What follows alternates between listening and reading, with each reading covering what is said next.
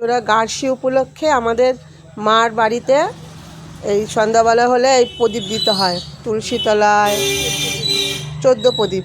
তারপরে হচ্ছে এই যে উঠোনে দেবে, এই যে সব ধরে ধরে নিয়েছে, ভাইয়ের বউ দিচ্ছে, ওই যে গেটের কাছে দেবে। মানে ধনতেরাস আর হচ্ছে একদিনে সব পড়ে গেছে, ধনতেরাস ও গার্সিও যাই হোক একদিনে সব হয়ে গেছে। তাই প্রদীপ এই দেখো সব ধরাচ্ছে, মা ধরিয়ে ধরিয়ে দিচ্ছে আর ভাইয়ের বউ সব জায়গায় দিচ্ছে। আস্তে আস্তে নিয়ে যেও, দেখো আবার যেন এটা যেন না হয়। এই যে এই দুয়ারে এই মেন গেটটা দাও, এই মেন গেটটা খুলে দিলা না? এই মেন গেটটা তো খুলে দেওয়া দরকার। এই মেন গেটটা খুলে দাও গা। আমাদের ঘরেও একটা দিয়ে দিচ্ছে,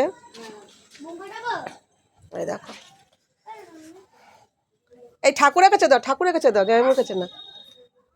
তা আমাদেরও গঙ্গা স্নান করা হয়নি অনেক দিন হয়েছে, পুজো দেওয়া হবে। তোমাদের দাদাভাই মারা যাওয়ার পরে গঙ্গা স্নান করিনি এখনও। তা গঙ্গা স্নান করতে গিয়ে ঠাকুরের জায়গা সব পরিষ্কার করে ঠাকুর পুজো দিতে হবে। আসলে কী বলো তো, যার যার মধ্যে যেই যেই নিয়ম। এই লাইটটা আবার গন্ডগোল করছে, এই হচ্ছে ব্যাপার। তা তোমাদের কার কার এরকম আছে আমাকে কমেন্টে জানিও এই নিয়ম।